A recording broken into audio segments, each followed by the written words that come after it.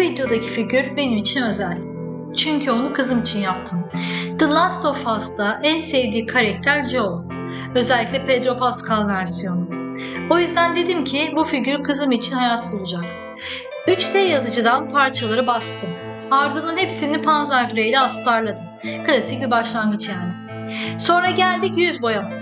Yani stres seviyem tamam. Her seferinde bu sefer batırmayayım diye dua ediyorum.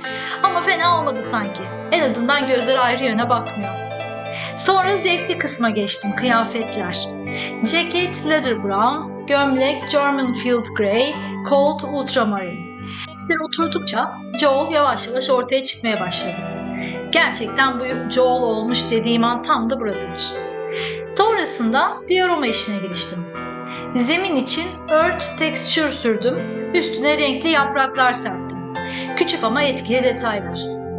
Duvarı önce dry brush ile hafifçe renklendirdim. Sonra da siyah boş ile doku ortaya çıkarttım. Zemin kuruduktan sonra detayları işledim. Özellikle pantolona Dragon of Nightshade ile gölge attım ki denim havası iyice otursun. En sonunda kolları gövdeye monte ettim. Bağlantı yerlerini wash ile yumuşatıp görünmez hale getirdim. Ve işte hazır Joel, karizmatik, yorgun ve hayatta kalmaya kararlı.